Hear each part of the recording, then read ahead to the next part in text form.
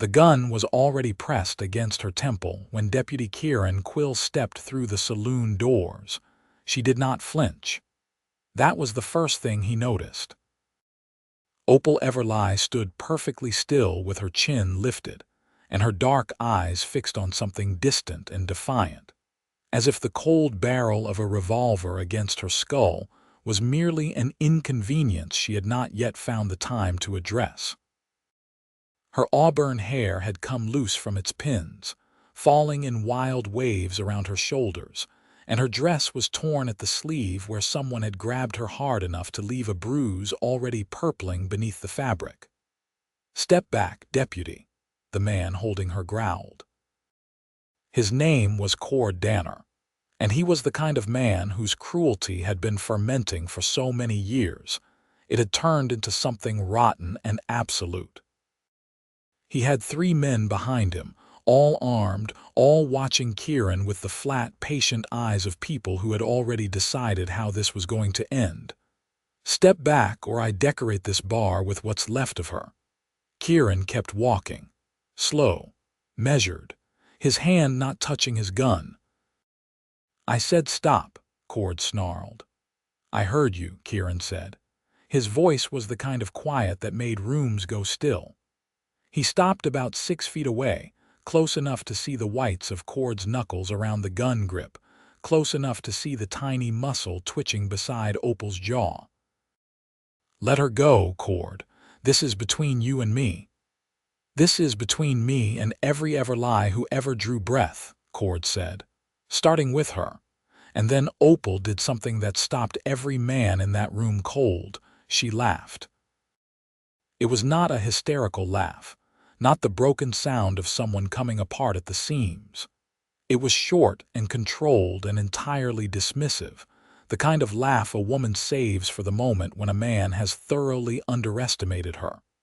"You think I came in here unprepared," she said. Her voice was steady. "You think I walked into your territory without knowing exactly where every exit is, exactly how many men you brought, and exactly what you came for."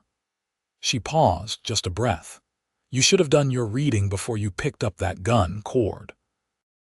Cord pressed the barrel harder against her temple. "Shut your mouth, woman. Let me tell you what happens next," she continued, as if he had said nothing at all. "Your man on the left, the one pretending to look casual, is going to reach for his rifle in about 4 seconds because his right hand has been drifting toward it since the deputy walked in. The one by the window is going to try for the back door. And you," she said, "are going to realize that the whiskey you've been drinking from that bottle for the past hour was not from the unopened bottle behind the bar." A beat of silence fell over the room like a held breath. Cord's eyes cut sideways to the bottle on the bar. Then he looked at her again, and for the first time, something cracked open in his expression. Something that looked a great deal like fear.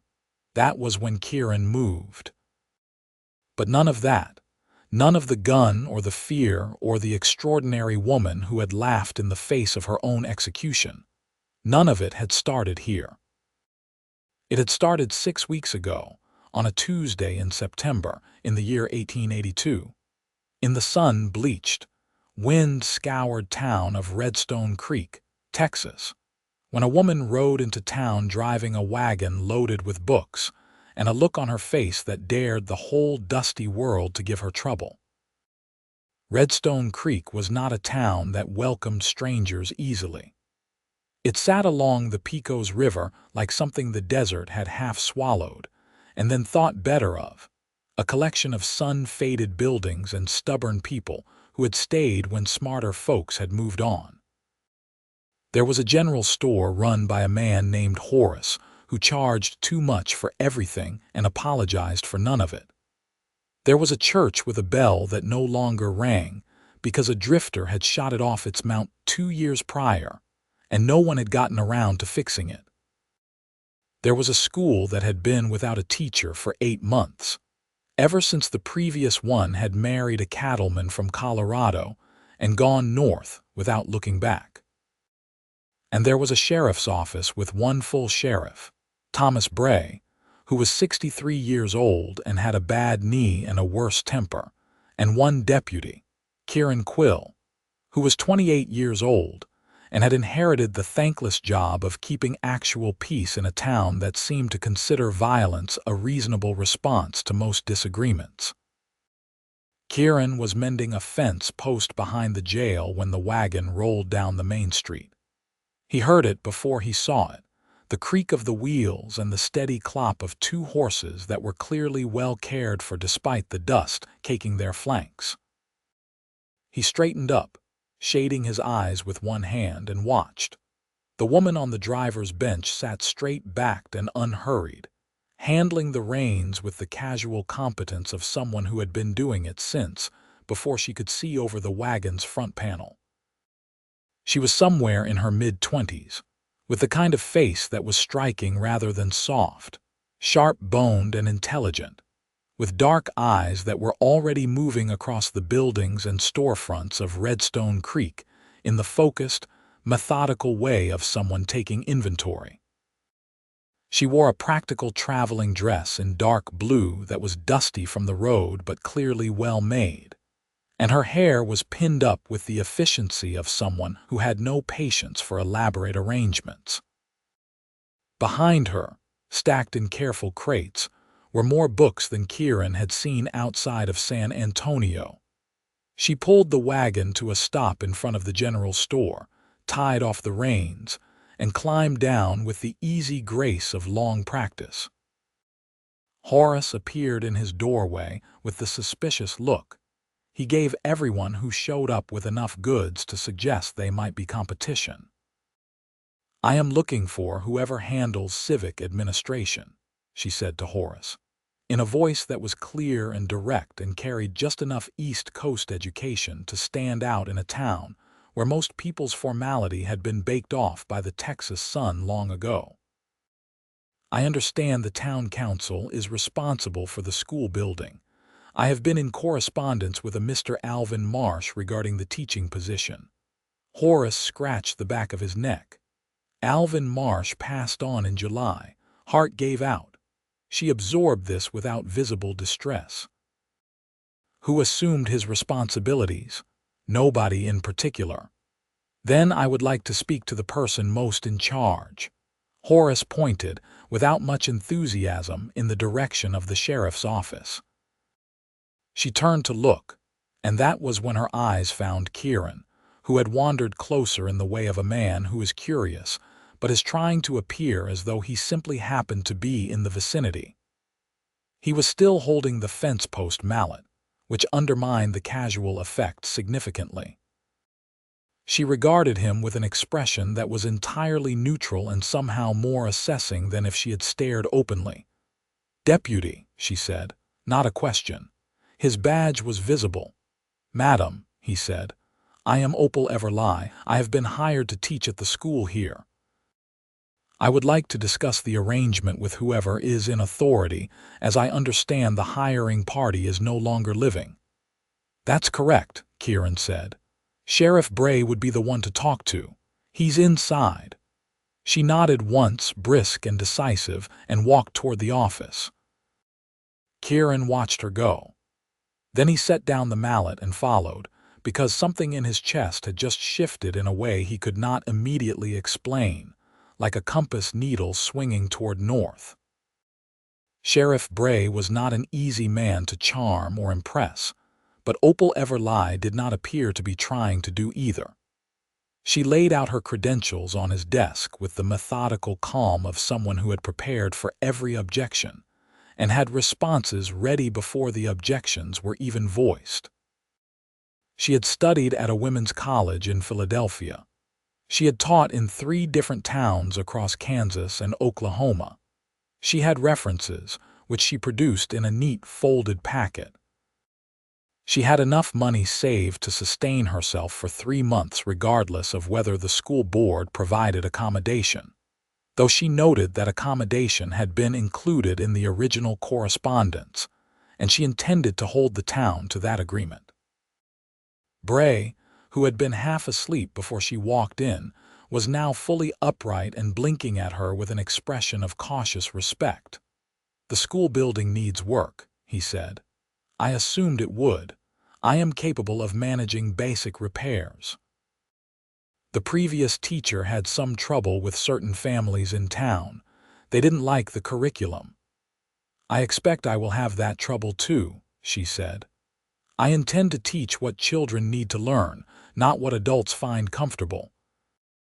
If that creates conflict, I am prepared to address it directly." Bray looked at Kieran.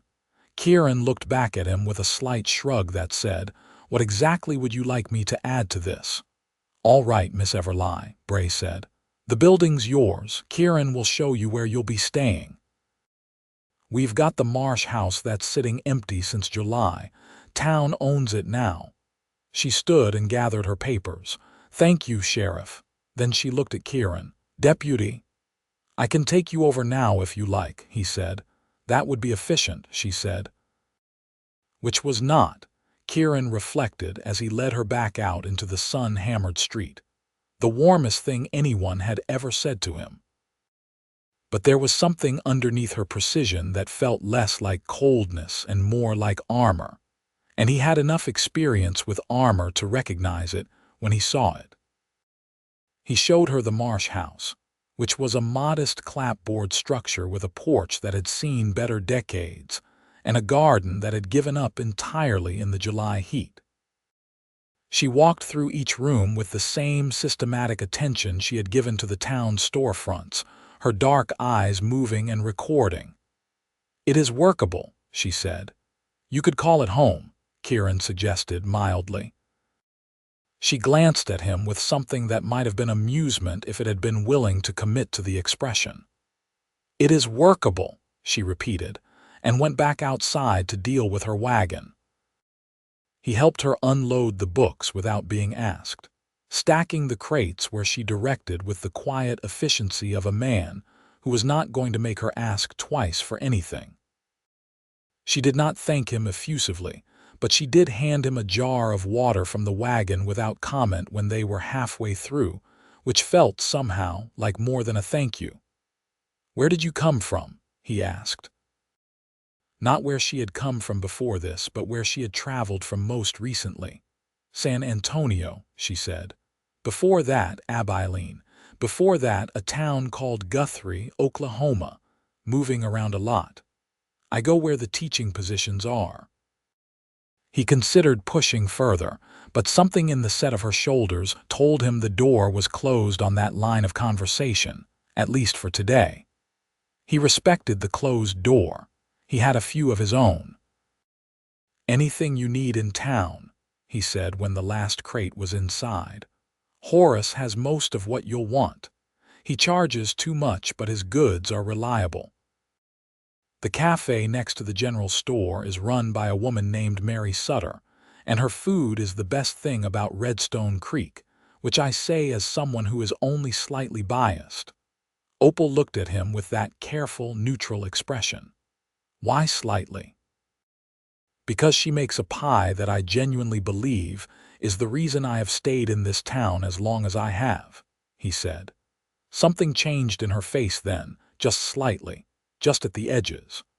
The corner of her mouth moved in a direction that was not quite a smile but was in the same neighborhood. "Thank you for your help, Deputy," she said. "Kieran," he said. "If you like." She considered this as though names were a form of currency she was careful about spending. "Opal," she said after a moment, "if you like." He put his hat back on and walked back into the sun, and for the rest of that afternoon he found it oddly difficult to concentrate on the fence. The school opened 3 weeks later. In those 3 weeks, Opal had repaired the steps on the school building herself, reorganized the single room's furniture into a configuration that she apparently found more conducive to actual learning, sourced additional slates from a supply house in San Antonio using her own money, and enrolled 11 children whose parents had received politely but unmistakably non-optional letters explaining that their children would be attending school beginning on the 14th of the month. Kieran had watched this with a growing sense of something he could only describe as admiration, even when, especially when, the admiration was not entirely comfortable. She did not ask for help. She did not advertise when things were difficult. The one time he rode past the school in the early evening and saw the light still burning inside and went in to find her repairing the window latch with a tool kit she carried in a leather roll. She had looked up and simply asked if he had any expertise with window hardware. He did not, but he sat with her while she figured it out herself, and they talked about the town, its rhythms and its people and its complicated loyalties. And by the end of that evening, he felt with a strange certainty that she knew Redstone Creek better than people who had lived there for 20 years. "You learn quickly," he said. "I pay attention," she said. "Most people don't." She sat back on her heels and looked at the repaired latch, then at him. "Most people are too busy trying to be seen paying attention," she said. "It is not the same thing." He turned that over in his mind on the walk home, and several times after that. The trouble with Cord Danner had been gathering like weather for the better part of the year before Opal arrived, but it was her arrival that brought it to a head in a way that nobody in Redstone Creek had anticipated. Cord Danner was the kind of man who had been given too much too early, and never learned the discipline that hardship provides. His father had owned most of the land east of the river, and when the father died, Cord had inherited the land, the money, and an entitlement so deeply embedded in his personality that it had become structural. He had legitimate business in cattle and grain, and illegitimate business in the protection rackets. He ran against smaller farms, and the doctored land deeds. He used to slowly absorb properties that neighboring families had worked for generations. Sheriff Bray knew about most of this. Cord knew that he knew. The unspoken arrangement had existed for years, sustained by the specific kind of cowardice that wears the face of pragmatism. Kieran had been pushing against that arrangement since the day he took the badge, and Bray's response to this pushing was invariably a version of the same speech about mountains and boulders and the particular futility of certain battles, which Kieran had stopped listening to somewhere in the middle of his first month. What Cord wanted, and what Opal's arrival disrupted, was control of the Marsh property. Alvin Marsh had owed Cord a debt, carefully constructed and ruthlessly maintained, and when Marsh died, Cord had moved quickly to claim the property against that debt.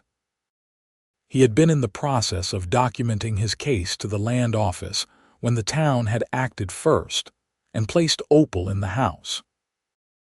This was the dark past lurking beneath everything, the hidden motive that Cord had concealed behind a veneer of civic geniality when he first called on Opal 3 days after the school opened with a basket of fruit and an introduction that managed to be both charming and subtly threatening. She had received him in the front room of the house with the formal, composed courtesy of someone who had not missed a single thing about his entrance and was already 3 moves ahead of whatever he was about to say. Kieran was not present for that meeting, but he heard about it from Mrs. Sutter at the cafe the following morning because in Redstone Creek, Mrs. Sutter knew everything that happened within her zip code of gossip relevance, which was essentially the entire town. She thanked him for the fruit and told him she was aware of his claim to the property and had already written to the land office to determine its legal validity, Mrs. Sutter reported, with a look of pure delight. He smiled the whole time, but apparently his left eye was twitching. Kieran sat very still for a moment. Then he put down his coffee and went to see Opal. She was in the school when he arrived, half an hour before the children came, writing on the board in strong, even lettering. She did not stop writing when he came in. "You know about Cord Danner's claim to the house," he said. "I have known since before I arrived," she said. "It was part of why I came as quickly as I did." If the town had delayed another 2 weeks in placing someone in the property, Cord would have had his documentation to the land office before any counterclaim could be filed. He stared at her. "How did you know that from Philadelphia?" She turned then, chalk still in hand, and gave him the look she reserved for questions she considered slightly beside the point. "I have a contact at the land office in Santa Fe. He mentioned irregularities in the Redstone Creek holdings in a letter 6 months ago. When I saw the teaching position, I investigated before I applied." She paused. "I am thorough." "I'm beginning to understand that," he said. She turned back to the board. "What I need you to understand, Deputy, is that Cord Danner is not going to stop with the house. Whatever arrangement he had with your sheriff is about to become a liability for him, because I have already sent documentation to the territorial marshal's office. He will feel the ground shifting. That makes him dangerous in ways that polite civic pressure does not account for." The weight of the word dangerous settled between them. He had been watching Cord for 2 years and had not been able to get anything actionable, partly because of Bray's interventions and partly because Cord was extraordinarily careful about where he left marks. But Opal had apparently done in 3 weeks what 2 years of patient watching had not achieved. "What do you have?" he asked. "Land deed discrepancies going back 9 years. Signed documentation from 3 families who were coerced into transferring properties. 2 of them have agreed to make formal statements. The third is afraid, which is understandable but may change." She set down the chalk and faced him fully. "I would appreciate knowing what you have from your end." He looked at her for a long moment. The morning light came in sideways through the repaired window, and she stood in it like she had been built for exactly this kind of moment, clear-eyed and certain, and not asking him for rescue, not asking him for protection, asking him to work. "I have 3 years of patterns," he said. "Movements, dates, names of men he uses. 2 witnesses who won't testify but will provide information, and a way into the land records in Redstone Creek that he thinks are sealed." She nodded once, decisive. "Then we should compare notes." He should have said something careful there. Something about how this was a law enforcement matter and she was a civilian and she should let him handle it. He knew exactly how that sentence was supposed to go. Instead, he said, "After school." "After school," she agreed, and turned back to the board as the first children began arriving at the door. That was the beginning of it, the true beginning. Not the moment in the saloon with the gun, but this quieter and more permanent moment in a schoolroom where a woman had just treated him as a complete equal, and he had responded in kind without thinking about it first. They met 5 evenings over the following week at the Marsh house, spreading papers across the kitchen table, and working through what each of them knew with the careful, methodical attention of 2 people who had both spent years learning how to see past surfaces. Kieran brought the physical evidence of Cord's operations, the patterns he had tracked, the names, the dates, the movements of money and men. Opal laid beside these her legal documentation, her correspondence with the land office, her witness statements, and a map she had drawn from memory that showed the connected web of property transfers with a clarity that made Kieran feel slightly inadequate about his own record keeping. They did not talk only about Cord. The evenings ran long in the way that evenings do, when 2 people discover that the other person is genuinely interesting. And Kieran found himself, by the 3rd evening, in the middle of conversations that had nothing to do with land deeds or criminal patterns, and everything to do with the people behind the investigation. He learned that she had grown up in Philadelphia, the daughter of a printer who had believed, with the absolute conviction of the quietly radical, that women should be educated with the same depth and rigor as men, and who had made sure of it. He learned that she had started teaching at 19, had loved it immediately, and had followed the westward movement of education reform with the deliberate purpose of someone who believed that the frontier's fluid social structures offered opportunities for genuine change that the calcified East did not. He learned that she had a dry, sidelong humor that revealed itself slowly, like something deciding whether to trust the light. He told her things, too, more than he expected to. He told her about growing up in Missouri, about his father's general store and the quiet, steady values his mother had installed in him like load-bearing walls. He told her about coming west at 22, with the combined purpose of adventure and escape from a situation he did not initially describe in detail. He told her about the apprenticeship under a marshal in New Mexico, who had taught him that real law enforcement was 90% patience and 10% the willingness to act decisively in the remaining 10% of moments. He told her about the frustration of Redstone Creek, about watching cord operate and feeling the shape of the injustice without being able to grab hold of it. "Why do you stay?" she asked on the fourth evening over coffee that had gone cold while they talked. He considered the question seriously, as it deserved. "Because someone has to," he said. "And because I think the ground is about to shift. I have thought that for a year, and then you showed up with actual evidence and apparently confirmed it." She wrapped both hands around her cold cup and looked at the papers spread between them. "People keep asking me why I keep moving from town to town," she said, "as if it is a criticism, as if I should have settled somewhere by now. What do you tell them?" "I tell them that there are a great number of children in a great number of towns who need teachers, and that is the truth." She paused. "But I think the more complete truth is that I have not yet found a place that felt worth staying in long enough to find out what staying feels like." He looked at her, and she looked back, and the room felt suddenly much smaller than its actual dimensions. "Does Redstone Creek have potential?" he asked. He kept his voice even. She considered this with the seriousness she brought to everything. "There is data to suggest it might," she said finally. And then she stood and cleared the cups, and the moment passed into the comfortable, charged silence of two people who have said something true and are not yet ready to follow it all the way to its destination.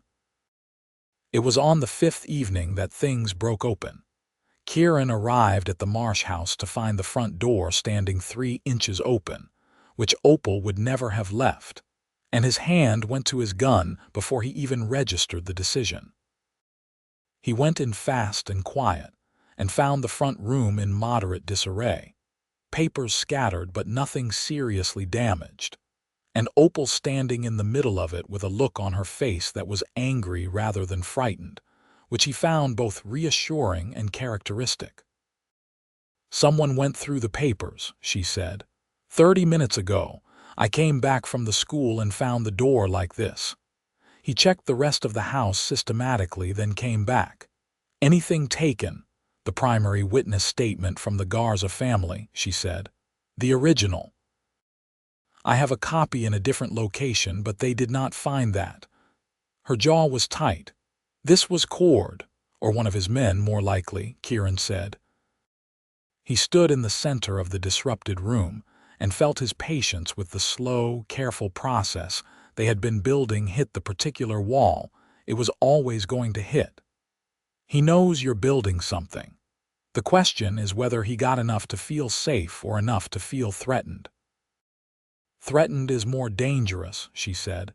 "Yes, I expected this," she said. "Not this specifically, but something like this. This is why the copy is elsewhere." She began gathering the papers with efficient, controlled movements. "He will escalate." "What do you want to do?" he asked. She looked up. The question clearly surprised her, not because it was unreasonable, but because in her experience, it was not typically the question she received from men in authority when things went wrong. Usually she received directives, instructions, assurances that whatever needed handling would be handled. "What do you think we should do?" she asked, testing the equal footing. "I think we accelerate the timeline," he said. "Get the documentation to the marshal before Cord can position himself, and do it before he can put enough pressure on your witnesses to change their minds." He paused. "But that's my read. You know this situation as well as I do. What do you think?" Something shifted in her face. Not dramatically, but she looked at him as though he had just done something unexpected and she was updating her information. "I agree," she said. "The documentation should go to the marshal's office this week. I can write the accompanying letters tonight." She hesitated. "There is one other thing." He waited. "Cord came here himself," she said. "Not his men.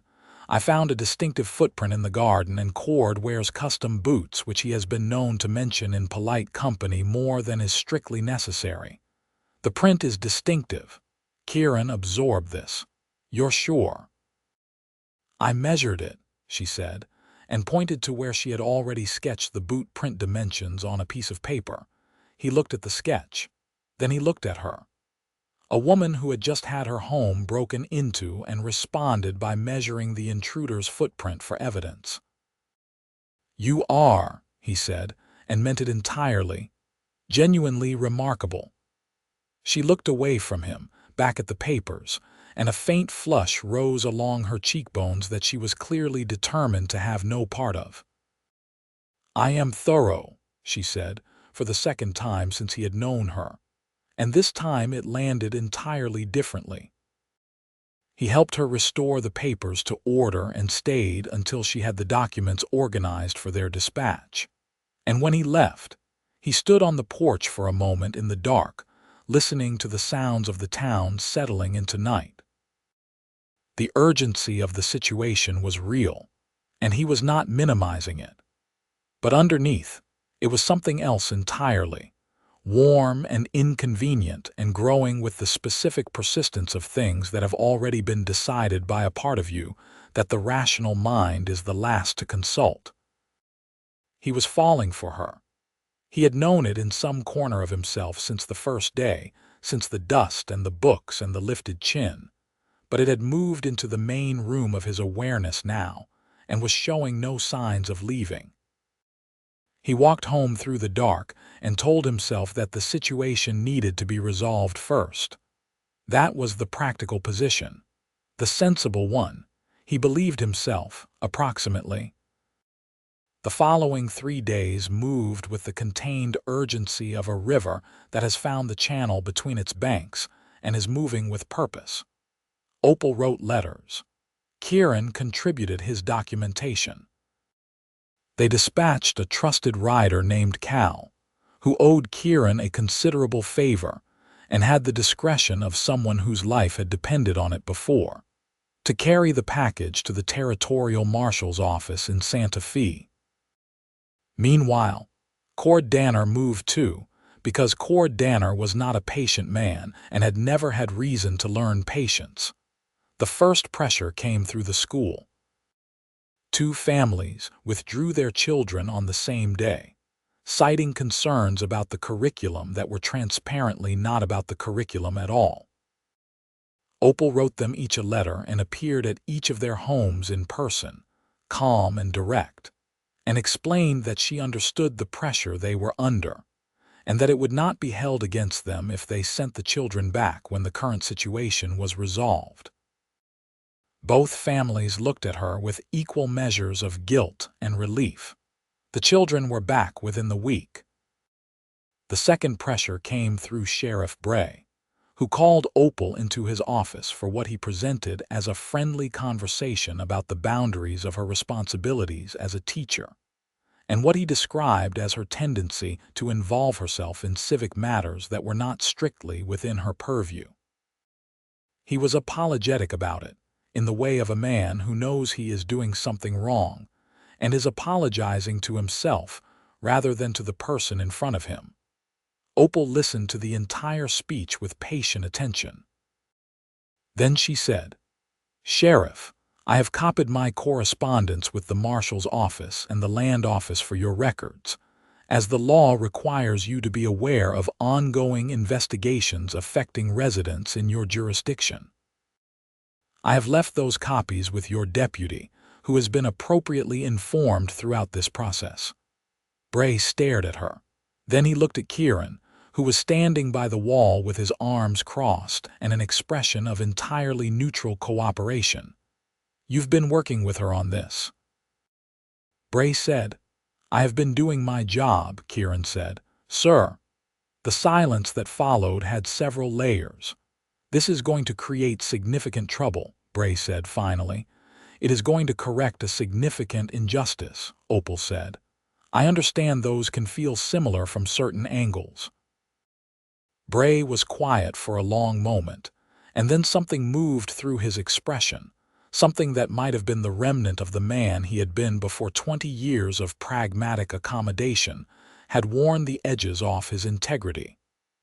"The Garza family," he said, "and the Mendez family. He's pushed them off land their families have worked for 40 years. "Yes," Opal said quietly. Bray looked at his desk. "All right," he said. He said it like a man who has decided something that has been waiting to be decided for a long time. "What do you need from me?" The question hung in the air, generous and overdue. Opal looked at Kieran. A look that asked, "Do you trust him?" And Kieran thought about it honestly and nodded. "We need you to authorize the formal lockdown of Cord Danner's land office documentation," Opal said, turning back to Bray. "And we need you to request formally from the circuit court a hold on any property transfers involving the disputed titles. If the marshal's office responds the way I believe they will need the local law to have already moved." Bray took a breath, then began pulling papers from his desk. "Then let's move," he said. That night, Kieran walked Opal home from the sheriff's office because the evenings had fallen into that rhythm almost without either of them naming it, and the town was quiet around them in the blue September dusk. "Bray might surprise you," Kieran said. "He's been worn down, not worn out." "I know," she said. "It is easier to see in a man what he could be than what he currently is. I am not always patient enough with the gap between the two. You were patient with him tonight. Because the gap has consequences for other people, not just for him." She walked with the same unhurried purpose she brought to everything, the dark fabric of her dress moving against the dry ground. "What made you stay in law enforcement after everything? After Bray's arrangement with Cord, after years of watching things happen that you could not stop?" It was a question that went deeper than most, and he answered it honestly, because anything less would have been beneath the conversation they had built. "Because the alternative," he said, "is to leave the ground to the people who are willing to hold it, and I am not built for that." She was quiet for several steps. "Neither am I," she said. They reached the door of the Marsh house and stopped, as they usually did, in the particular moment that comes at the end of evenings that have been more than they appeared. "I am grateful," she said, looking at the door rather than at him, "for the way you have worked with me on this. Not as a concern to be managed, as someone whose judgment matters." "It does matter," he said. It came out lower than he intended, more certain. She looked at him then, and what was in her eyes was complex and careful and not entirely closed. "Good night, Kieran," she said. "Good night, Opal." He walked home with his hands in his pockets, and the night air doing nothing to cool the warmth that had settled in his chest like a fire finding good wood. The following 4 days were the calm before the storm that everyone in some part of themselves knew was coming. The marshal's office sent a response to Cal that arrived on a Friday. A formal acknowledgement of the investigation and a statement that a deputy marshal would arrive within 2 weeks.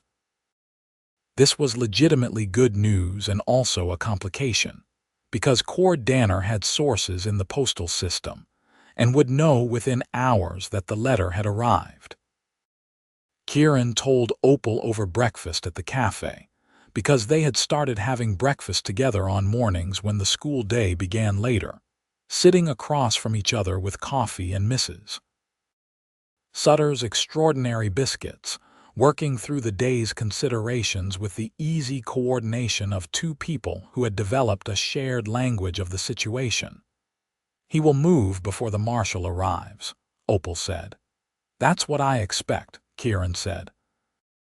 He wrapped both hands around his coffee cup. "We need the witness statements secured somewhere he cannot access them." "Already done," she said, which did not surprise him anymore. "I sent copies to 3 separate locations last week: Santa Fe, San Antonio, and a law office in Austin." A pause. "What worries me is the Garza family. They are the primary witnesses who have agreed to testify if he applies pressure directly to them." "I will ride out to the Garza place today," he said, "and stay within reasonable reach." "I should come," she said. He started to say something about it not being necessary, but the look she gave him stopped the sentence before it formed.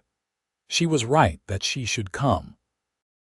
Her relationship with the Garza family, which she had built carefully over the past weeks, was more directly relevant than his badge in this particular instance. "After school," he said. "After school," she agreed. The Garza family, Eduardo and Rosa Garza and their 3 children, lived on a piece of land east of town that had been in Rosa's family for 40 years, long enough to have trees planted by people who were no longer living, long enough to have the kind of rootedness that makes displacement not just a legal wrong but a wound in the family's understanding of itself. Eduardo was a quiet man with calloused hands and careful eyes who had lived his entire life in a landscape that frequently made it difficult to be both brown and right about anything that mattered. He had agreed to provide a witness statement with the resigned courage of someone who has decided that the cost of inaction is higher than the cost of action, which is a particular kind of bravery that does not get celebrated the way it should. When Opal and Kieran arrived, Rosa met them at the door with an expression that combined relief and worry in equal measure. And inside, Eduardo shook Kieran's hand and spoke to Opal with the directness of people who have moved past social formality into something more essential. "He sent men this morning," Eduardo said. "2 men riding the fence line. They didn't come in, but they wanted me to see them." "That's intimidation," Kieran said, "and it is something I can formally document." "Documentation does not stop men with guns," Eduardo said, not bitterly, simply stating a truth he had arrived at through experience. "No," Opal said directly. "It does not. What I can tell you is that the marshal's office has formally acknowledged this case, and a deputy marshal will be here within 2 weeks. The documentation we have sent is solid enough that Cord Danner will face genuine consequences. But I know that 2 weeks is a long time when you are feeling watched." Rosa was standing by the window looking out at the land. She turned. "We are not leaving," she said, and it was not said to be inspirational. It was said as simple, immovable fact. "No," Opal agreed. "You are not." She said it as though it were equally simple, as though it were decided. And something in the room settled around that certainty like a room settling around a well-placed cornerstone.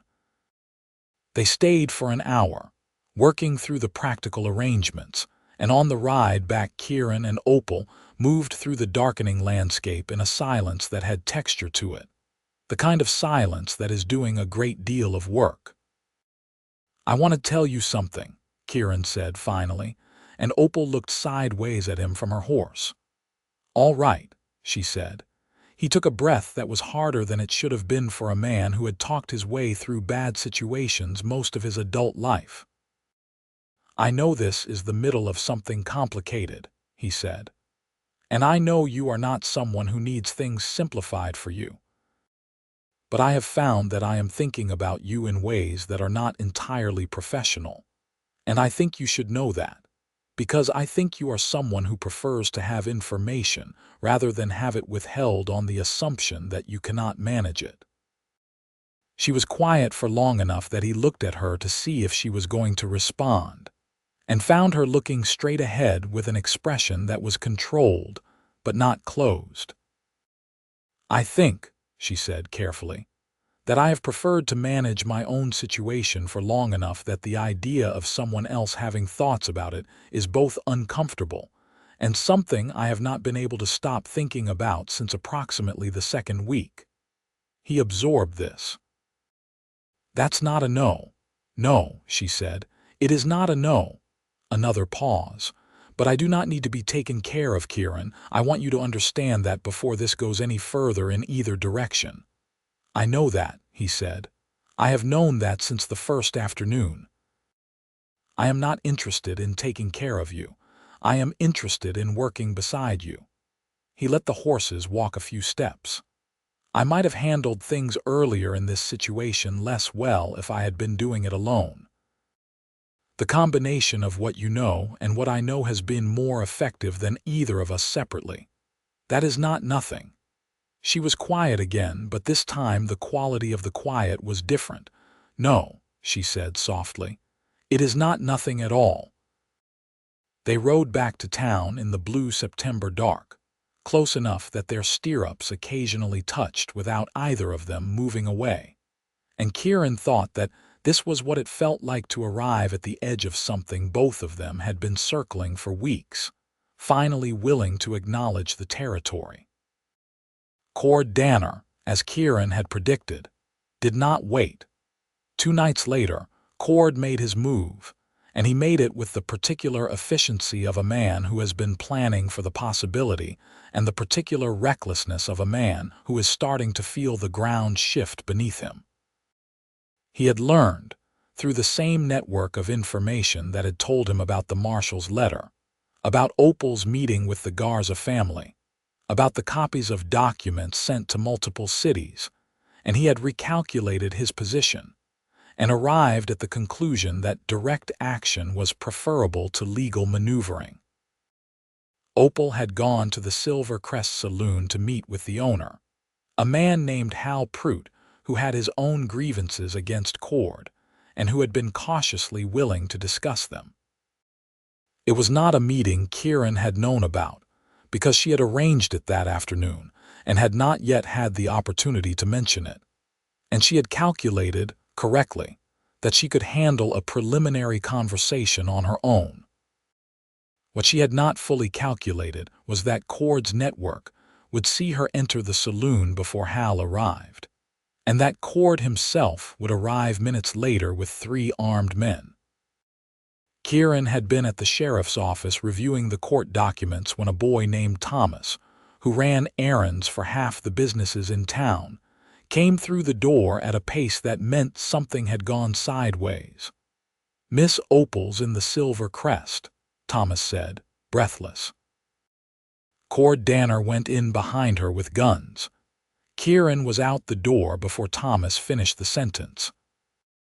The saloon doors were still swinging when he pushed through them, and everything he registered in the first second was the same scene that opened this story.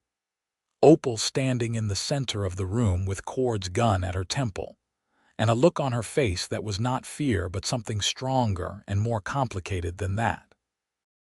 When she laughed, and Cord flinched in the specific way of a man who has been robbed of the one response he planned for, Kieran moved. He covered the 6 feet in 2 steps, taking Cord's gun arm at the wrist with both hands and rotating the joint with the precise, practiced leverage of someone who has done this before. The gun went to the floor. Cord went to his knees. Behind him, Cord's 3 men had exactly the 3-second window of confusion that Opal had predicted would occur when their plan fell apart, and she used every second of it.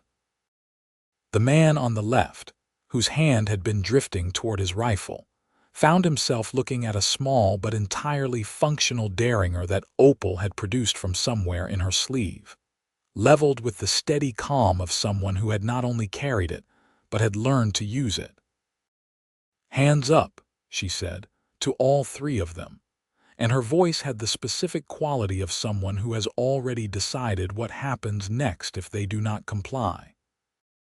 The man by the window was already moving toward the back door and found it blocked by the arrival of Sheriff Bray, who had apparently, when Thomas came through the office, made the decision of a man who has been waiting for the moment when the right choice becomes unavoidable. It was, in the end, over in the span of a few heartbeats. Cord was on the floor with Kieran's knee in his back, and his hands being secured with the efficiency of a man who was enormously relieved that this particular confrontation had gone the way it had. His three men, confronted by Opal's Derringer and Bray's shotgun and the specific atmosphere of a situation that had entirely escaped their control, surrendered with the practical wisdom of people who understand probability. In the ringing silence that followed, Hal Pruitt appeared from behind the bar, where he had been sheltering with the pragmatism of a man who has survived 20 years in the saloon business by knowing when to be invisible.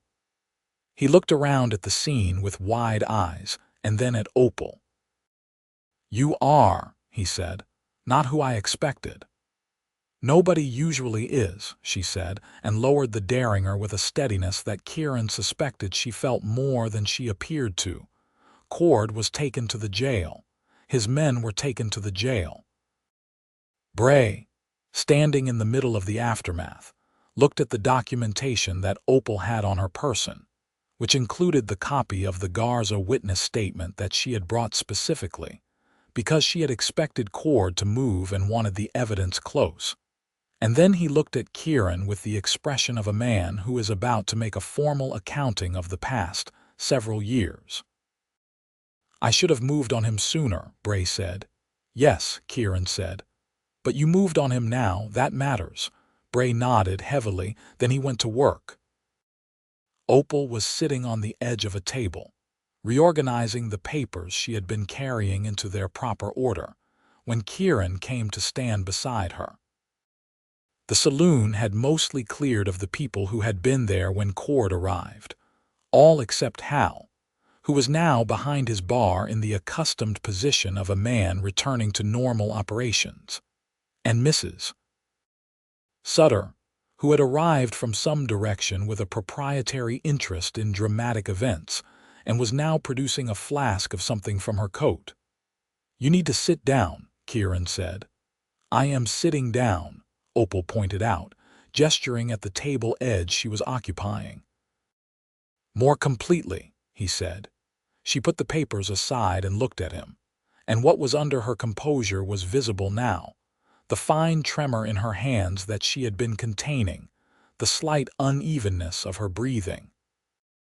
She had held herself together through every second of it with a kind of controlled determination that was extraordinary and also, he now thought, enormously costly. "Come here," he said, and it was not a directive but an invitation, and she accepted it by letting herself lean sideways into his shoulder, just slightly, just enough, the paper-thin margin of distance she was finally willing to close. He did not put his arm around her immediately, because she was still holding herself with a certain tension, and he understood that. He simply stood there, solid and close, and let her have whatever she needed from the proximity without requiring it to be more than she was ready for. "It worked," she said after a moment, quietly. "It worked," he confirmed. "Cord is in custody. The documentation is intact. The marshal will have a complete case." "Yes," she exhaled, long and slow, and some of the tension went with it. "I was not afraid," she said, and then, more honestly, "I was managing the fear very carefully." "I know," he said. "That is harder than not being afraid." She was quiet for a moment. "Then, when you came through those doors, you were not running." "Running means you're not thinking," he said. She looked up at him, sideways, and what was in her eyes was direct and unguarded in a way that she was still clearly deciding whether to be comfortable with. "I have managed most things by myself for a very long time," she said. because it was the available option. And because I learned early that relying on other people's help usually comes with conditions attached. I know something about that, he said. The dark past he had referred to on their third evening, the situation in Missouri he had not fully described, was something he understood he needed to tell her, because she had been honest with him and she deserved the same. My father's store failed when I was 19, he said. There was a man in town who offered to help, but the help came with the kind of debt that never fully clears. I watched my father spend 6 years paying it back in ways that had nothing to do with money. When I left at 22, it was partly running away from that, and partly deciding that I was never going to be that kind of help or accept that kind of help. She listened without interrupting, which was one of the things he had come to understand, was a form of respect from her. So when I say I want to work beside you, he said, I mean that I know the difference between partnership and dependency. I know it as a personal matter, not just a principle. She looked at him for a long time. The saloon was quiet around them, Mrs. Sutter had tactfully moved away. Hal was polishing glasses with exaggerated focus. I have been telling myself, Opal said carefully, that I do not need a hero, that every time someone has cast themselves in that role, it has been about them rather than about me. That the pattern of it is something I have had to consistently refuse in order to maintain any kind of independence. You do not need a hero, Kieran said. And then, because he had been circling this moment for 6 weeks and the circling was finished, he said, Good, because I need a partner. It landed exactly right, exactly as true as it was, which was entirely. She looked at him, and the guard that she had maintained with such discipline, and for such good reason, was down, not dissolved but lowered, voluntarily, by someone who had decided to trust the specific shape of this particular moment. That is, she said slowly, possibly the most correct thing anyone has ever said to me. He reached up and pushed a strand of hair back from her face, gently, and she did not pull back. I think I love you, he said. He said it with the quiet certainty of someone who has been working toward a conclusion and has arrived at it and is not interested in dressing it up. She closed her eyes for just a moment. When she opened them, they were very direct. I think I love you too, she said. Which is an extraordinary thing to admit, because I have not trusted it in anyone else. He leaned down and kissed her lightly, and she kissed him back with the same careful, exact quality she brought to everything, making sure it was real before letting it be more. When they broke apart, Mrs. Sutter, from across the room, said, Thank God, with the relief of a woman who has been watching 2 people take 6 weeks to arrive at an obvious conclusion. The weeks that followed the arrest were busy in the particular way of things that have been released from long compression, and are now moving with considerable energy. The deputy marshal from Santa Fe arrived on schedule, a sharp-eyed man named Hargrove who went through the documentation with the methodical thoroughness of someone who has seen fraudulent land schemes before and is not impressed by complexity. He was particularly interested in Opal's mapping of the connected property transfers, which he examined for a long time and then copied into his own records. The case against Cord Danner was, in his assessment, thorough. It was also, he noted, somewhat unusual in its construction, meaning that most of the organizing intelligence behind the documentation was attributable to a schoolteacher rather than to the local law enforcement. Miss Everly, he said, at the meeting in Bray's office where all relevant parties were gathered, I would be interested in knowing if you have ever considered a career that involves less chalk. I am extremely fond of chalk, Opal said. Pity, said Hargrove. Sheriff Bray, who had spent the past 2 weeks doing the most active law enforcement of his past 5 years, testified formally regarding Cord's arrangement with his office, including his own role in allowing it to continue. Hargrove was less pleased about this part, but acknowledged Bray's cooperation and recommended to the circuit judge that it be considered in determining consequences. The Garza family provided their testimony, and with Cord in custody and unable to apply further pressure, the Mendez family added theirs. 2 more families who had not felt safe enough to speak before came forward. By the time the circuit court convened 6 weeks after the arrest, the case was what Hargrove described as airtight, and what Opal described as the natural consequence of thorough documentation. Cord Danner was convicted on 11 counts of fraud, 2 counts of coerced property transfer under duress, and 1 count of assault with a deadly weapon for the incident in the saloon.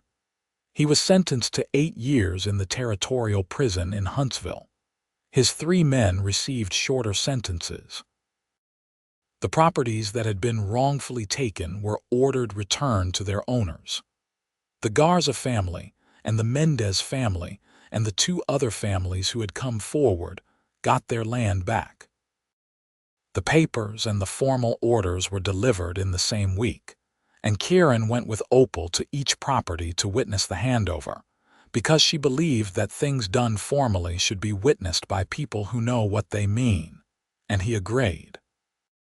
At the Garza place, Eduardo shook Kieran's hand and then, somewhat formally, shook Opal's hand. Rosa embraced her without saying anything, which was more articulate than most sentences. On the ride back from the last property, through land that was turning golden in the October light, Opal was quiet in a way that was peaceful rather than preoccupied, the particular quiet of someone for whom something long carried has been set down. "It is not enough," she said after a while. "Getting the land back. It should not have happened in the first place. 4 families spent years defending something that was already rightfully theirs." "No," Kieran agreed. "It is not enough. It is what was available." "The law is always going to be imperfect," she said. "But that is not an argument for not using it. It's an argument for who uses it and how," he said, "and who has access to it." She looked at the golden landscape. "I want the children at the school to understand that," she said, "not as discouragement, as preparation. You're going to teach them about property rights and legal systems." He was not quite managing to hide the smile in his voice. "Among other things," she said, and the sideways look she gave him had the dry warmth that he had come to understand was her humor at its most unguarded.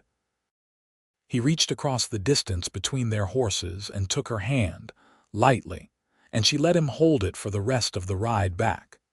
Their hands crossed between the horses in the October afternoon. Sheriff Bray retired at the end of the year, not entirely voluntarily but not entirely unwillingly either. The circuit judge's determination on his involvement was a formal censure and a recommendation that he vacate the position, which Bray accepted with something that looked very much like relief. The town council, after several evenings of debate that Kieran was not invited to but that he heard a great deal about from Mrs. Sutter, offered Kieran the sheriff's position. He sat with this for a day. Then he went and talked to Opal about it, because she was the person whose perspective he most wanted. She listened to the whole of it, the offer, the considerations on both sides, what he wanted from the position and what the position required. And then she said, "What is your primary hesitation?" He thought about it honestly. "That I've gotten used to being the person who does the work rather than the person who manages the people who do the work," he said. "And that sheriff in a town like this has a political dimension that I find irritating." "All law enforcement has a political dimension," she said. "The question is whether you use the political dimension deliberately and in service of the people who need the law, or whether you let it use you." He was quiet. "You have been preparing for this position for 3 years," she said, without calling it that. "You know this town. You know its people. You know where its injustices are and where its strengths are. The person who takes this job should be someone who knows all of that." She paused. "And who is not afraid of the irritating parts. Are you pushing me toward it?" he asked. "I am telling you what I observe," she said. "The decision is yours." He accepted the position. The investiture was a modest ceremony in the sheriff's office with the town council and Mrs. Sutter and Hal Prout and several other interested parties crowded into a room designed for fewer people. And the judge who administered the oath was the same circuit judge who had handled the Danner case, and who shook Kieran's hand with the specific appreciation of someone who has been watching events in Redstone Creek with professional interest. Opal was in the back, next to Mrs. Sutter, and when the ceremony was done and the crowd began the natural movement toward the celebration that Mrs. Sutter had organized with the certainty of someone who considers social events her personal domain, Kieran made his way to her. "Sheriff Quill," she said, testing the sound of it. "That's going to take some getting used to," he said. "You will manage," she said, with the particular confidence of someone who has assessed the situation. He took both her hands in his. The room was crowded and loud with the specific happiness of a town that has resolved something that needed resolving and is celebrating the fact. And in the middle of it, they were a small, quiet point of stillness. "There is something I want to ask you," he said. "And I want to be clear that the answer does not change anything else, because you have made it very plain that your decisions are your own, and I respect that entirely." She looked at him steadily. "Ask," she said. "Will you marry me?" he said. "Not because you need me, and not because I need you in the sense of being unable to function without you, but because I think we are better together than separately. And because I want to spend the rest of my life working beside you and arguing with you and being surprised by you, which happens more regularly than with anyone else I have ever known." She was quiet for a moment. Around them, the noise of the celebration continued, entirely oblivious to the fact that the most important conversation in the room was happening in a relatively small space with two people using very few words. "That," she said, "is a more honest proposal than most. I thought you'd prefer honesty to poetry." "I prefer honesty," she said. "And you, both if possible." He laughed, low and real, and it was the kind of laughter that comes from relief and joy arriving at the same moment, which is a particular combination. "Is that a yes?" he said. "Yes," she said. "That is a yes." He pulled her toward him and kissed her properly, which Mrs. Sutter witnessed and responded to with a sound of profound satisfaction that she made no effort to conceal. They were married in November, in the church that still had no bell and had never managed to feel the absence of one as keenly as it did that morning. Because a November morning in Texas could be cool and bright in equal measure, and the kind of light that came through the church windows was the kind of light that makes even impermanent things feel blessed. The ceremony was performed by Reverend Whitmore, who had lived in Redstone Creek for 15 years and had seen enough of human behavior to know that he was witnessing a specific and genuine thing, and who delivered the words with the care of someone who understands that they are not merely formalities.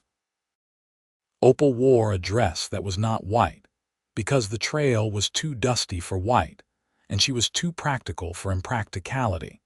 But it was the color of cream, and it had been made by a seamstress in San Antonio, who had corresponded with her for 3 weeks about the design, and had clearly understood that she was making something for a woman who had specific requirements and the confidence to articulate them.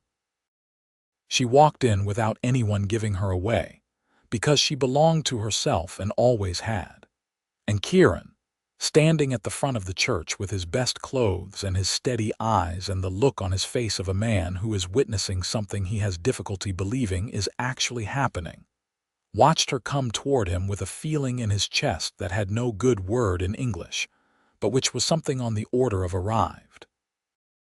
Eduardo and Rosa Garza were in the church. The Mendez family was there. Half of Redstone Creek had turned out, because in a town where everyone knows everyone's business, the business of Kieran Quill and Opal Everly had been everyone's favorite subject for 3 months, and most people felt a personal investment in its resolution. After the ceremony, Mrs. Sutter had organized something at the cafe that she called a small celebration, and that involved the entirety of the cafe's interior space, a great deal of food, and the services of 2 musicians who had been found in Abilene and transported specifically for the occasion. Kieran danced with Opal in the way of a man who has never had reason to consider whether he could dance, and is discovering in real time that it is possible when the person you are dancing with is making the experience worthwhile. She danced with the same focused competence she brought to everything, and they managed between the 2 of them to not step on each other more than twice. "We are going to get better at this," he said as they navigated a turn. "Almost certainly," she said.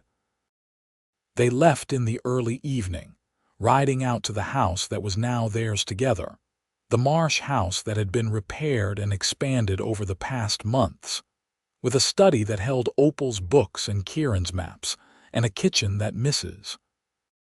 Sutter had personally overseen the stocking of as a wedding gift, insisting that 2 people who were each individually too practical to cook properly needed what she called infrastructure. The October night had become a November night, cold and clear, and the stars over Texas were the kind that make the sky feel close. "We should write to the Garza children," Opal said, as they approached the house. "The 2 older ones are ready for more advanced reading texts. I have sent away for materials." He looked at her sideways on the last 100 yards of their wedding night. "Already," he said. "I thought of it during the ceremony," she said, unapologetically. "I had some time to think while Reverend Whitmore was doing the longer passages." He shook his head, laughing again. "Of course you did. Is that going to be a problem?" she asked, and there was the ghost of a smile at the edge of the question. "It is going to be an ongoing characteristic of my life that I find both challenging and extraordinary," he said. "Which I said yes to." "We both said yes," she pointed out. "We both said yes," he agreed. Winter settled over Redstone Creek with a gentleness that year, or at least with the specific kind of Texas winter that occasionally consents to be gentle. And the town moved through it with the changed rhythm of a place that has resolved something large and is finding out what ordinary life looks like without the weight of it. Kieran ran the sheriff's office with the combined efficiency of someone who had been doing the practical work for years, and the developing skill of someone learning the administrative dimension. He hired a new deputy, a young man named Sam who was 22 and serious and reminded Kieran slightly of himself at that age, and who he set about training with the same attention he would have wanted from someone at the beginning of his own career.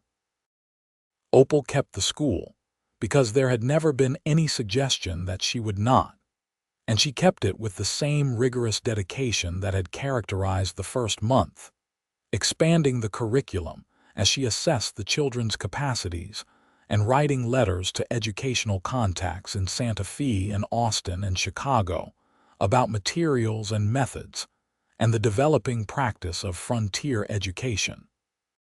She was asked by the end of winter to advise on 3 other schools in the surrounding territory, which she did by correspondence, producing detailed written recommendations that were clear enough to be implemented without follow-up questions. They talked about everything, as they had talked about everything from the beginning. At the breakfast table and in the evenings by the fire, in the comfortable, continuous conversation of 2 people who have a great deal they want to say and have found the person who listens the right way. They argued, because both of them had opinions, and neither was inclined to abandon them without genuine cause. And their arguments had the quality of serious discourse conducted between people who respect each other's minds, which meant that sometimes one person changed their position, and both parties considered this a success rather than a defeat. In February, Opal told him she was expecting. She told him in the evening, after supper, with the same directness she brought to all significant information. She had calculated the timing and was confident in the conclusion, she said. She had been to see the doctor in town, a capable woman named Dr. Frances Alcott, who had set up practice the previous October, and whose arrival Opal had actively encouraged through a letter-writing campaign, and the assessment was confirmed. Kieran was quiet for a moment that was not uncertainty, but something more complete than words were immediately prepared to handle. A baby, he said, which was not his finest conversational moment but was sincere. In August, she said. She was watching him with the careful attention of someone who has calculated for several possible responses, and is curious which one will materialize. He stood up and came around the table and pulled her into his arms, and she let herself be held by him in the way she had learned to, the full letting go of the independence that she had never surrendered, but had chosen, carefully and deliberately, to sometimes put down. "August," he said against her hair. "Are you going to say something coherent?" she asked. "Probably not for a while," he said. She laughed, quiet and real, and held on. The pregnancy moved through spring with the occasional difficulty and the general health that Dr. Alcott considered the best reasonable outcome for a woman in good physical condition, who was nonetheless not interested in making any adjustments to her activities. Opal taught until June, when Dr. Alcott expressed a preference that she reduce the physical demands. And even then, she continued her correspondence and her materials development and her advisory work from the house, which Kieran had made thoroughly comfortable on the grounds that if she was going to be home more, the home should be worth being in. He was, she acknowledged, a thorough caretaker in the specific sense of someone who tends to things rather than smothering them. He brought her books from the supply house. He rode to San Antonio for a specific medical text she wanted. He learned to make coffee the way she liked it, which was stronger than was probably advisable for two people with already active minds. The children of Redstone Creek appeared at the Quill house with some regularity during the summer months, drawn by the gravity of Opal's presence even outside the school building. And Kieran found himself, on more than one Saturday afternoon, running an impromptu mathematics lesson at the kitchen table, while Opal supervised from the armchair with the calm authority of someone who knows exactly what is happening and is pleased by it. "You would make a reasonable teacher," she told him, one such afternoon after the children had gone home. "I have a good model," he said. On the 10th of August, their son was born. He arrived with the specific intensity that characterized everything connected to his mother, quickly and loudly, and with a clear opinion about the experience that he expressed at volume. Dr. Alcott pronounced him entirely healthy. He was 8 pounds and had Kieran's dark hair and Opal's serious eyes, and when they had him between them for the first time, in the quiet after the storm of the delivery, they both looked at him with the specific expression of people who have understood a great deal and have just encountered something that reorganizes understanding entirely. "What is his name?" Kieran asked, because they had discussed possibilities and made no final decision, and he felt that this moment was the right one. Opal looked at their son, who was looking back at her with the myopic concentration of a person who is forming his first opinions about the world and finding it interesting. "James," she said. "James Kieran Quill." He touched the baby's cheek with one careful finger. "James," he said, as though he is testing the name's fit, and the baby turned slightly toward the sound of his voice. "Hello, James." "He is not crying anymore," Opal observed. "He recognizes his name," Kieran said. "He is 40 seconds old," she said. "He is clearly already highly intelligent," he said, with the complete unreasonable certainty of a new father. She looked at Kieran with an expression of fond exasperation that was also, underneath, very much love. "That is," she said, "the most thoroughly subjective assessment you have ever made." He grinned at her, the unguarded full grin he showed when he was not managing anything. "Yes," he agreed, "but I maintain my position." She shook her head and looked back at James, who had closed his eyes with the decisive air of someone who has gathered sufficient information for now and is processing. That first year with James was not easy, because first years never are, but it had the quality that the whole of their life together had developed, which was the quality of two people doing something genuinely hard with enough mutual respect and humor and underlying joy to make the hard parts sustainable. They disagreed about several things, including the appropriate level of fresh air for a baby in November, the precise hour at which an infant should be encouraged to sleep, and whether the words James said at 6 months constituted actual communication or ambient sound, to which Opal's position was the scientific one and Kieran's was enthusiastic and parental, and entirely unwilling to be corrected. The school reopened in September with a temporary teacher that Opal had identified and recruited and prepared with the specificity of someone who has strong opinions about preparation. And by December, Opal was back in the school part-time, with James in a proper woven basket near her desk, which the children treated as an additional educational resource. He became, in some sense, the school's mascot, regarded with a combination of reverence and competition for his limited attentional capacity.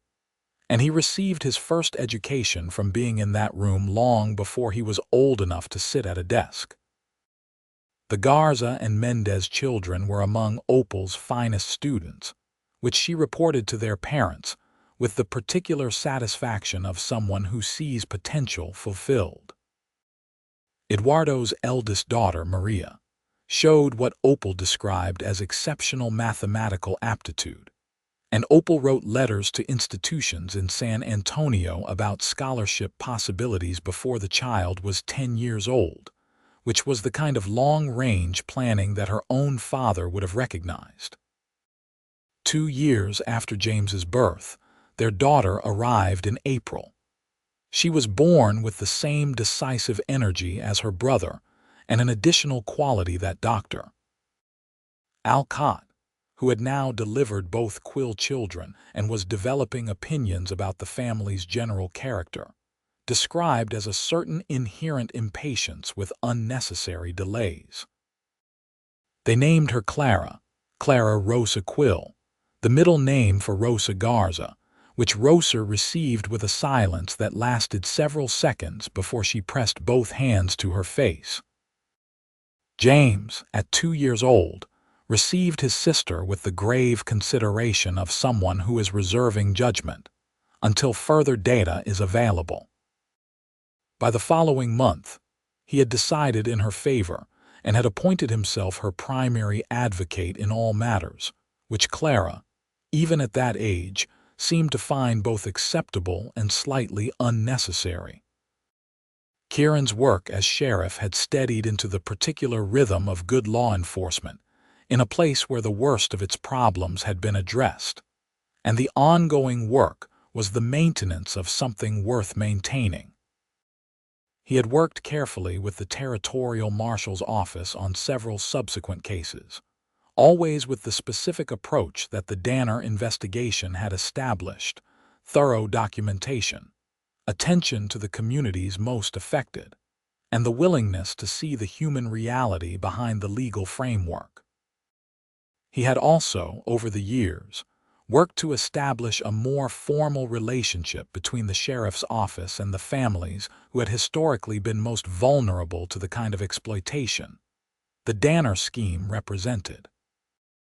This meant learning enough Spanish to have direct conversations with the Garza and Mendez families and their neighbors rather than working through intermediaries, which he did with the same honest effort he brought to everything, and with Opal's patient correction of his pronunciation, which she provided in the spirit of someone who values accuracy.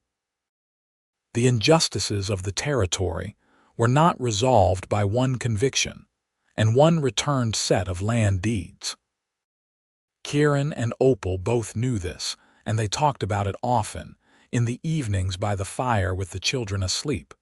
The ongoing negotiation of what was possible, and what was essential, and what was the difference between the two.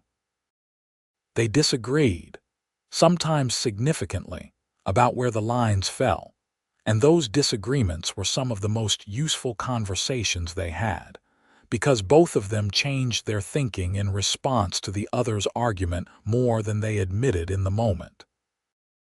James was 5 when he asked his father why the Garza children's grandfather had not been allowed to keep his land to begin with, which was a question that deserved a real answer rather than a simplified one. And Kieran gave it to him as completely as he could for a 5-year-old's comprehension, and watched his son's face moving through the information with an expression that was unmistakably his mother's. "That was wrong," James said at the end of it.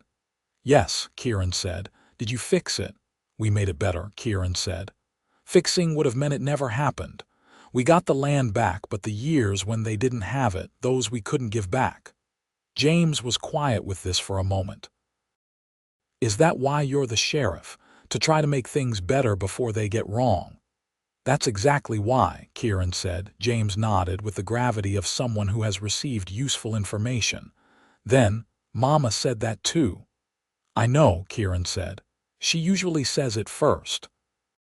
James, who had at 5 already developed the specific observational intelligence of a child who has grown up in a house where adults talk to each other honestly, said, "You like that about her?" "Very much," Kieran said, without hesitation. The town of Redstone Creek continued its uneven but genuine progress, in the way of towns that have confronted something difficult and come through it without catastrophe. Businesses changed hands and new ones opened. The church got its bell back eventually, donated by Hal Prout from the saloon, who had opinions about civic responsibility that were specifically his own and not contradicted by his profession. Dr. Alcott remained and eventually added a small clinic. The school expanded to 2 rooms in 1888, which Opal managed in negotiations with the town council, with the same combination of preparation and directness that had characterized her first meeting with Bray 6 years earlier. In 1889, a 3rd child arrived, another son, in October.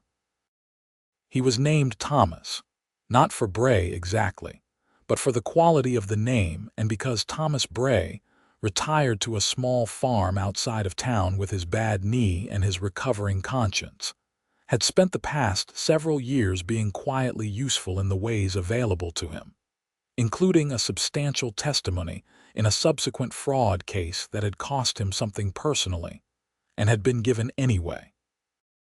Thomas Quill was different from his siblings in the specific way that 3rd children are often different.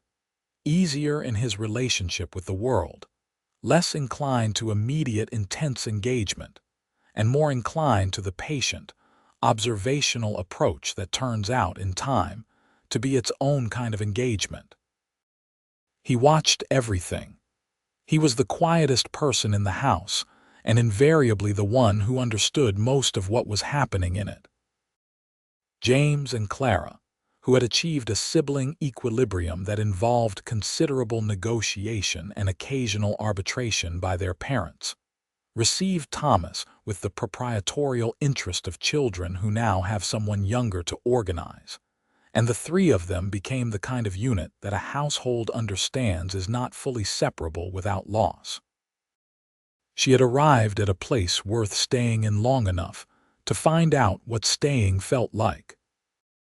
She reached across and touched Kieran's hand lightly, and he looked up from whatever document he was reading, because he was always reading something at breakfast, a habit they had given each other without entirely meaning to. He looked at her, and he read whatever was in her face with the thoroughness of a man who has been paying attention to this particular subject for 8 years and has become a careful and devoted student of it. "What?" he said quietly. "Nothing specific," she said. "Just this." He turned his hand over under hers and held it. "Just this," he agreed. James, who was 8 and paying attention in the way of a child who has inherited it from both parents, looked between them with the evaluating expression he had worn since infancy, and then went back to his breakfast with the satisfied air of someone who has confirmed a hypothesis. Outside the window, Redstone Creek was going about the ordinary and necessary business of a morning in Texas. The particular slant of autumn light across the dusty street, the sounds of a town that had weathered something and kept going. There had been betrayal in the story, and hidden motives, and a trap that had been turned around on the man who set it. There had been a dark past on both their parts, and a forced choice made in the middle of a saloon floor, and an ultimate sacrifice that was less dramatic than the word implies but more real, which was the sacrifice of the defended solitude each of them had maintained for years and had chosen, finally, voluntarily, and with full information, to give up. The secrets they had shared. The closed doors they had opened. And what was on the other side of all of it was not a story with a dramatic conclusion, but a life with a good beginning that had become a good middle and would, by the specific quality of the people living it, go on being good for a very long time. The bell stopped ringing. Thomas reached for his cup. Clara told James something in the slightly imperious tone she had developed for addressing him on subjects she considered her expertise. James responded with the patient exasperation of an older sibling who has made peace with the reality of being instructed by his junior. Kieran refilled Opal's coffee without being asked, because 8 years had taught him exactly when she wanted it, and she did not look up from her own reading, but she reached over and put her hand on his for a moment, brief and certain, before taking the cup. It was not the end, because good things do not end at their best moments. It was simply a moment in the ongoing middle of something that had started with a woman lifting her chin at a gun barrel, and a man who had come through the door not to be the hero, but to be the partner. And that, it turned out, had been exactly enough.